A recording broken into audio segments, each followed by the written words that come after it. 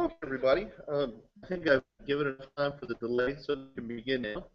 So today I'm going to be giving you the best practices for configuring your network rendering and also just setting up users on your network.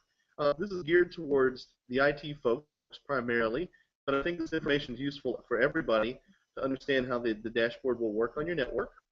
And I've actually got a series of diagrams I'm going to show to you. So we'll start here. I'm going to switch the screen. And we're going to start off with a single user scenario. And in this example, the first thing we're going to need to do is dashboard. And you can easily acquire an ArchVision dashboard if you'll go to ArchVision.com and then click on Products and then click on ArchVision Downloads. Just click on the Download ArchVision Dashboard to begin.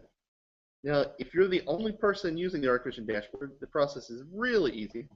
All you do is just install the dashboard, and the first time you launch the dashboard, it's going to prompt you to create an account. And if you already have an account, you can go ahead and log into your account. And the next thing we want to do is get a license. Here you can see I already have a license. If you don't have a license, you can click on Buy, Activate, and Purchase a license. So we've got our dashboard installed, and we're all set now. The next thing we want to do is install the RPC plugins. And to do that, you just click on Plugin Software, and that's going to have all of the latest versions. Now, if you're using an older version of 3ds Max or AutoCAD or one of the other products, you can actually go to ArchVision.com. I'll show you the exact page. This is just a moment ago, but if you'll scroll down, underneath here you'll see the standalone installs for each one of the RPC plugins. And by default, the RPC plugin is going to default to 127.0.0.1. That's a loopback IP address, and what that tells is tells us where the RPC plugin is going to look for the dashboard. And I'll show you an example of what that looks like in 3ds Max, so I can get this dialog open here. So this should be the default value 127.0.0.1 on port 14931. Once we've got that set up, if we're a single user, then all we need to do is go to Browse and download content. Chances are, if you're the only user, you're going to save the content locally, which is fine. But if you're a network user, we're going to set that up a little bit differently. So these are the basics of the single user. They connect to the cloud to get their content and licenses. Licenses accessed as soon as they log into the dashboard. And we're going to do another webinar soon explaining the behaviors of the license. I'm not going to get into that right now. So we've looked at the single user. Let's go ahead to the next type of user.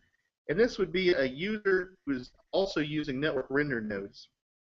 So with this user, they would do the same setup that we just saw, where they've got their dashboard, but this time, instead of using a local path, they're going to configure a universal path. And the reason they'll do that is so that each one of the render nodes can connect to that path and have access to the content. Now, the configuration for the render nodes is really simple. For those, you just install the RPC plugin and then configure it to connect to the dashboard.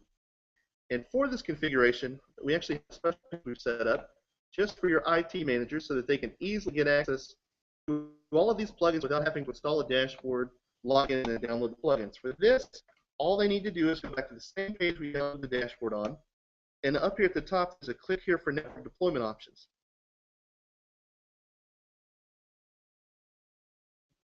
I apologize, our website's moving a little slowly at the moment. But on this page, if you'll scroll down, here you'll find MSI files for each one of your applications.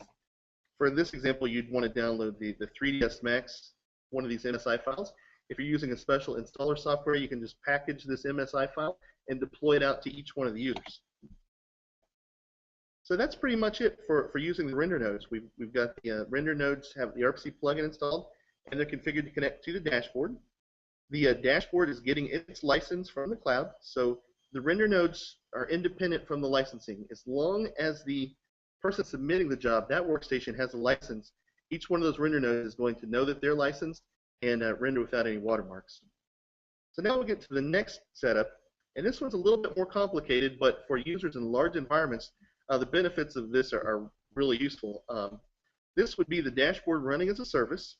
So here we have the same workstation we were looking at just a moment ago that has the dashboard installed onto it. And what's happening here is the dashboard has all of these render machines that are going to be rendering it, but they're accessing their content via this other machine up here, which has our dashboard service. The dashboard service is just a headless version of the dashboard. There's no user interface. It just hands out paths to each one of the render nodes. Basically, the way this is set up, you just install the dashboard service on the machine that you want. Now, we do advise this be on the same computer as your content, but it doesn't have to be.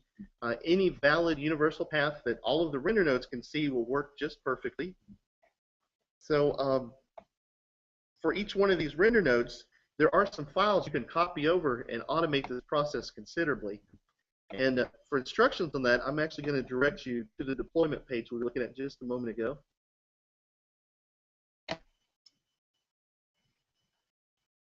And I should also tell you that there's two different parts to the dashboard. We have the dashboard installer, and there's also the image cache. And initially, when you download the dashboard from ArchVision.com, you're getting this bundle that contains both of these files.